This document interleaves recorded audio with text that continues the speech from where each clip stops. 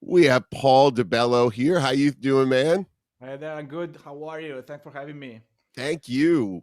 You are our newest discovery. A lot of people have discovered you Awesome. this week. A lot of people have been talking to me about you, and we're going to get to one of the reasons why is you did a great analyzation of Nikki Sixx's bass playing. But before that, let's really talk about what you're about. You have this great band Doberman. Why don't you Yeah. tell me about that? Well, we've been doing this for like 10 years now. We started back in 2011. Uh, As you probably can tell from my accent, we're based in Europe. We're from Yeah. Italy, so we've been touring a lot. We recorded four albums, and we got a fifth coming up in a few months. So it's not gonna be the easiest time to put out a record, but we're gonna do it in one way or the other. And we already played like I think 800 shows, which is quite a lot. Consider we are an independent band But all over Europe, England, Spain, and so it's yeah. mean, man. It's good rock, and I Oh feel yeah, it like is. I know your backstory. You played with Steven Adler, with Adam Bomb, and I want to get to that. But this band is just good. It almost very New York City rock and roll to me. You know what I mean? It's very, very New York City. It feels like. Does that make sense? Or Yeah, it does. I mean, it's kind of probably that street feeling we have because we've been living on the road basically. Playing like 150 shows a year, which is a lot, for these days. yeah, So I think it's good to know that people can get that, because yeah. it's not something you can put on the record, but it's like the feeling, it's something you feel. I You're think, right. You really do have that feeling. You described it right. I felt something. yeah, I you don't love know what that. it is, but you know it's there, right? You're right. You're right. Like Yeah, like that for it. What I don't like super heavy music. I mean molten metal. I like this yeah, music like you're playing, yeah, but it still has that kill 'em all. Like what I like about music like this from Metallica, it has that crunch, but then it has one step in Hanoi Rocks. You know what I yeah, mean? yeah, Like yeah, I yeah, would yeah. say your That's good. band is like early Metallica meets Hanoi Rocks, and when I Yeah, yeah. I always was a fan of Michael Monroe and Hannah Rocks and Metallica as well. So yeah, definitely, yeah, not and then you far. live it, and it all comes together. You actually played on stage with Michael Monroe when he was doing his Demolition 23 songs, right? I did. Well, actually, he came on stage with us because we were touring with Adam Baum, and the guys were friends because they did a record together in 2003, I think. And he came out and he hanged out a bit, and then he said, "Hey, you want to go and do a few songs, with us?" And he goes like, "Sure." So he jumped on stage, and people went crazy because he's like a local hero. It Oh was his yeah, you were in hometown, Finland, right? Yeah, Turk. It was his town, Turku. So everybody knew him.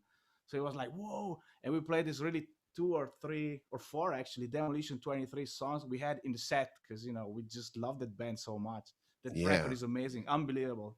man. And then you've played with Adam Bomb for a few years. That's pretty cool. That's very New Yeah. York City legend stuff. Oh That's yeah, that's what I man. mean by Yeah. that New York. How was that? Yeah. Well, it was pretty intense, because we've been together for like almost 10 years, in and out, because I did like 6 years straight where Yeah, we used to play like 200 shows a year. It was like crazy, man. We used to go live and come back home like 3 or 4 months later. We used to play like all the time because also it was easier back then to book tours.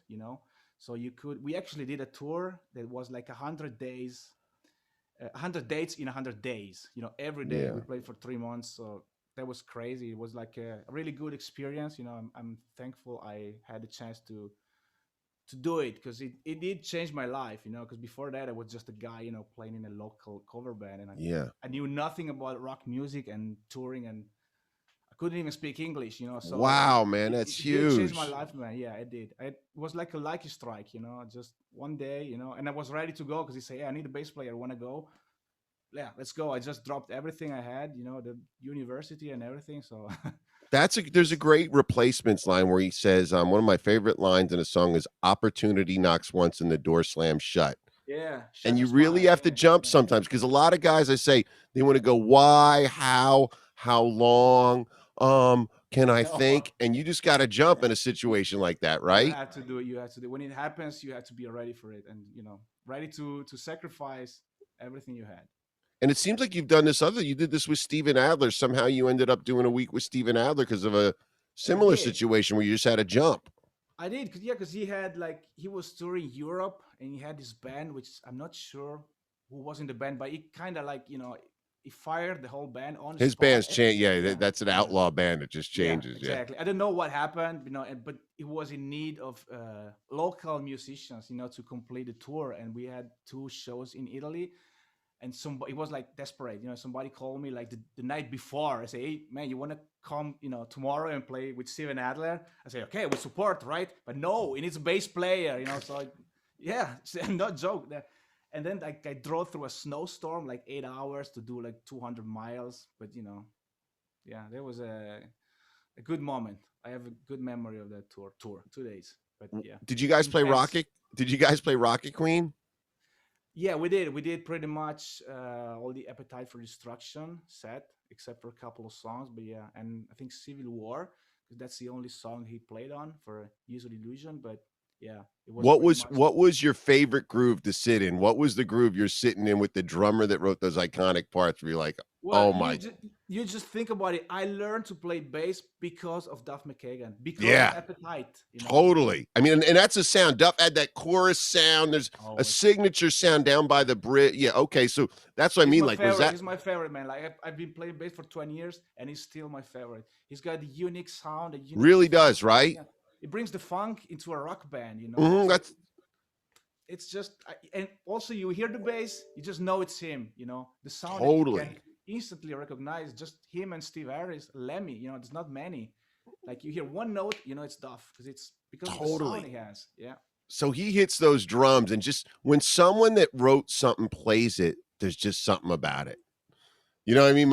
There's yeah, something about hearing that sound, like that's the guy, and it's coming off him. That's what we it were just is. talking with Gus G about hearing Ozzy's. But that's the voice, that's the drum. It is. What was the groove where you're like almost probably like surfing his? I feel like when you're playing bass with a drummer like that, that just has this soul that has placed this beat at this place where it's Yeah, perfect, it's yeah. cosmic, and you're almost like surfing that with your bass because that's It what's is. so Well, cool it, about the it, it bass. wasn't that easy because, but we didn't even rehearse, so it was just like a last minute thing. So but the minute he hits a snare, it's that snare, it's that sound, and he can get that with any drum kit. Oh yeah. It's in the hands. It's just the Oh, way. I don't know. I don't know how to it's explain in it. the life. That's why he had to live Yeah. such a hard life and such a rock and roll lifestyle. Yes. I mean, unfortunately, that's what he had to put in to find that groove, live all that soul. Yeah. And it's interesting when you play bass, those songs are in your DNA. I mean, those songs that Yeah. you're talking about are in your and I DNA. You know every change, thank Yes. God, because is there any I mean, I've Appetite, I think the best record ever made. It is. I I, agree with I, I you truly think 100%. the best record ever made. It is. It's the one record I would take on an island if I had to go tomorrow. That's you can only take one record. That's the album I would take with me. So yeah.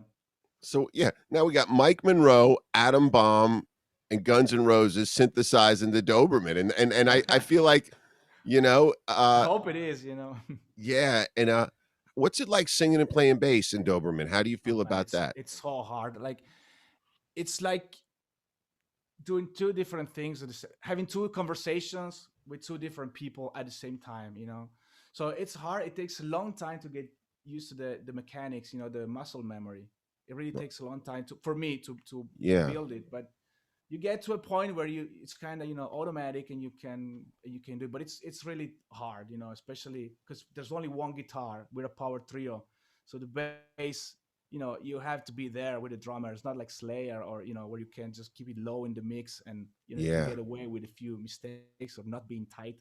You have to be tight. You have to lock in with the drummer and sing on time, on pitch, and be the front man. So you always have to. It's a lot of hard work, but I love it, man. It's my life. yeah, That's what I like to do. So I'm happy with it. yeah. And I sing and play bass, and I think that at some point you find this place where you lock in. It's almost like you can't think about anything. You've just got to be locked into an equation. You know what I mean? Yeah, It's like a it whole is. thing where you're locked. Like you find it one day, you're just like, I don't know how I do this. But do you think Yeah, that holds yeah. true? Where you're just like It riding is. that Yeah, it just wave? happens after 100 times you play the song. It just goes. It's Yeah. like autopilot. But yeah, Yeah, yeah, man. And Doberman has a new album coming out soon. Is yeah. that We have an album coming out in spring. We don't know the exact date yet, but we're working on it.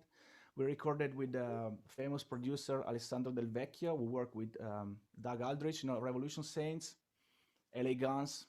Oh yeah, Yeah, yeah. He worked with a few, famous known names in the AOR scene. that's So he cool. did a really good job. We tried to keep it raw. There's no triggers, not many overdubs. Yeah. It's as good as it gets. I mean, as real as it gets.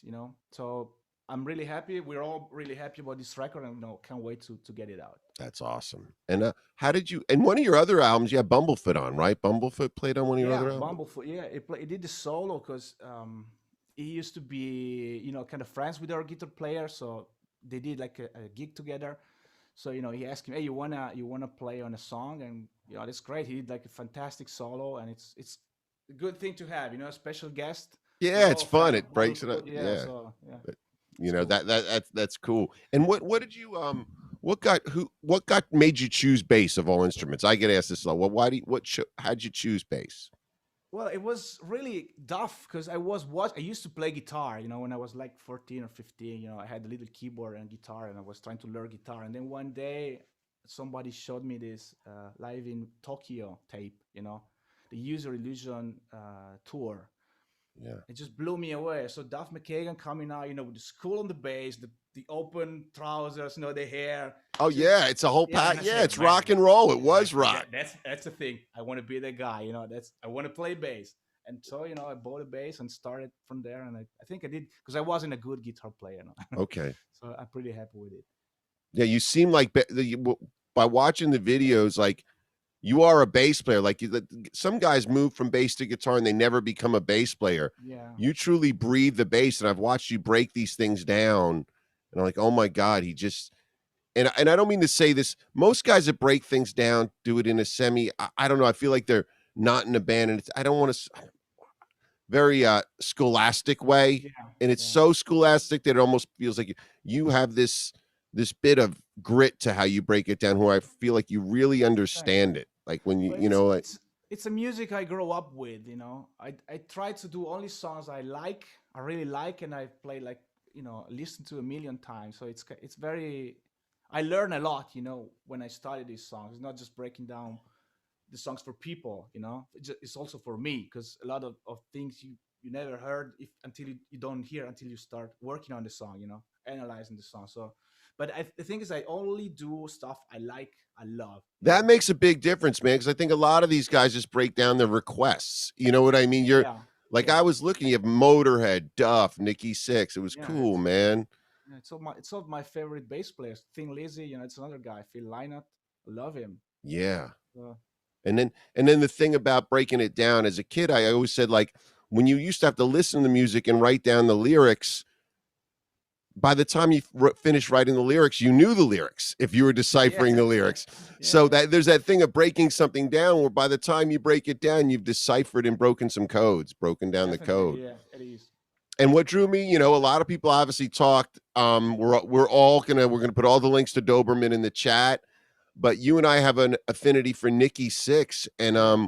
we're talking. I don't even know if he knows what he's playing and how good he is because I consider myself a pretty good bass player, and obviously you're a great bass player, and there's so much to learn from Nikki. And for me, Starry Eyes was the one like that muting and that Yeah. pulse and the rhythmicness. So you were going to break down a few moves of Nikki's for us today to show us his bass style. Yeah, Nicky is he plays really simple bass, but it's well done, and he gets a lot of he has a lot of detractors, and I don't understand why, because he plays simple, but it's well made, and also he's the one who really drives the dynamics of the songs. That's what I love that you broke down. Yeah, there's a Yeah, drive there, and I think it's the trick of maybe a slide is used like Gene Simmons. A slide is a rhythmic yeah, trick. I it think is, it is. people understand Steve Harris, and I love Steve, but the runs. But if you're so right. The drive. I think that's what you hit it best. People don't It is, understand it is. It that connects the drive. guitar and the drums. It's the glue that keeps together. Yeah. Could you give us a few examples of how? Yeah, man. It's like, well, it's so it's I think first of all, he's not. You don't really need to be to have any special skill to play. Motley Crue because it plays with the pick, it's pretty easy, but like it's good to learn how it interacts with the band. You Yeah. know, for example, like one thing he often does, like in a trio or bands with only one guitar, is pretty common for the guitar and the bass to play the same thing. Unison, as it's Yes. called. So he does that, but he does it only for half the riff. For It's example, like amazing. I heard girls, you. yeah, girls, girls, girls. So now it's doubling the guitar, and the second part it just plays E when the guitar goes. Just half the riff. That was brilliant that you figured that out. That's a big part of his Yeah, he does style. it a few times. Yeah, also Too Young to Fall in Love, the same thing.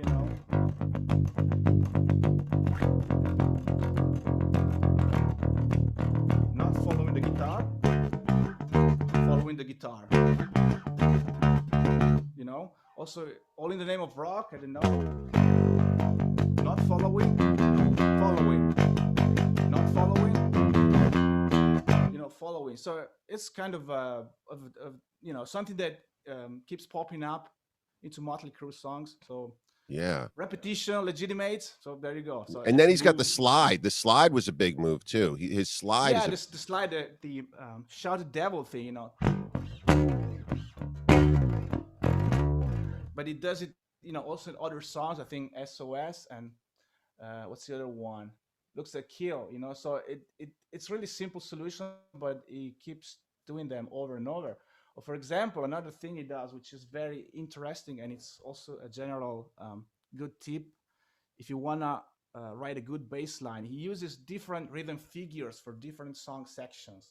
Oh, let's hear that. Yeah. Because yeah, like I was saying before, like in Motley Crue's music, like the guitar and the drums often keep playing the same parts with the same intensity throughout the song. So it's kind of loud, loud, loud, loud all the time. So it's Nicky's bass that really drives, the different dynamics because he underlines the different sections of the song. For example, if you listen to Saints of Los Angeles, which is the best example, it's basically the same chords, and the same dynamics throughout the whole song. But like the bass on the verse is like,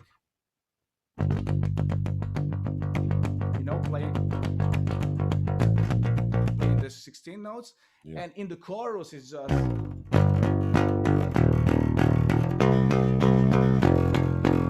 So it's the same notes but played with different rhythm figure, and that just changes the whole song. It just changes the whole Totally. thing. Yeah. Yeah. So it's only one instrument. That's enough, and it's not even the loudest instrument in the mix because the bass is in Motley Crue songs normally kept really, it's very inside the mix. Yeah. And his staccato-ness, have you like that starry eye Yeah. staccato? I call it the pump. Do you Yeah. have any examples of that? That's one that really floors What's me. that? How do you call it? The pump? I call it the pump. I always tell It people is. It is a pump. Yeah, it's it a is. pump. It's I might pumping. It's copyright that. I pumping, go, man. I could come into any band. I'm not, and I like I said, I grew up with a Yeah. little jazz, so I have my muting right. And Starry Eyes taught me this pump up. You'll show where you Yeah. just can lift any band through the roof. Yeah. Like Live Wire. Yeah. The chorus. It's all the pump. It's like I'm alive. No. It wouldn't Oh, be the same pump. because I'm alive. Why here? It's not the same. So it's really that. The pump, man. You got it. Yeah. Also, Take Me to the Top, I think, is the same. Really? Take me to the top, take me to the top. Dude, but you're doing it as I'm a master pumper. That sounds weird. You are, yeah. But you have it. What do you think goes into doing it right? Because any band it's a big effect, man. That pump can really change things. Yeah, it does, and you don't even realize that because it's just a subtle change, because most people don't even hear the bass frequencies. They don't know what a bass guitar is. They know the drums, they know the guitar solo, the vocals, but the bass, you have to have a little ear training just to hear it. So let alone knowing what he's playing. But he does a few of these moves which are all simple but very effective. Or another thing he does all the time, he's playing these 16 notes against a straight quarter note drum beat, Ooh. like Wild Side, for example. The drum goes doo ba doo ba doo ba doo ba doo ba doo ba. Whatever. Yeah, fucked up. That's But just dead on, yeah, man. Yeah. Or Primal Scream or Saints of Los Angeles. So that's another trademark move of Nikki Sixx. Man, well, thank you. So those I think those are that's the spectrum of a lot of the moves right there, right? It is pretty much that's it. I mean, there's nothing special, as I say, to say. Also, like the But it sound. is very special. It is very special. Well, it is in its simplicity because it's also it does affect the sound of Motley Crue. The overall sound of Motley Crue. Nobody gives him credit for that. They say everybody, oh, Nikki Sixx is great as songwriter. He's a cool guy. He's got the coolest hair, which he does. But he also contributes with the bass playing to the Motley sound. So I think it's worth checking him out. After all, he's one of the most famous He rock bass really is. players. His bass playing changed my life. I mean, obviously drawn into him because of the rock and rollness around it as a kid, Yeah. but bringing his bass lines into bass lessons. I remember my teacher going, "This Starry Eye song, this guy's good." Yeah, and also, and telling you another thing is, I started doing Motley songs after the movie came out, right? Okay.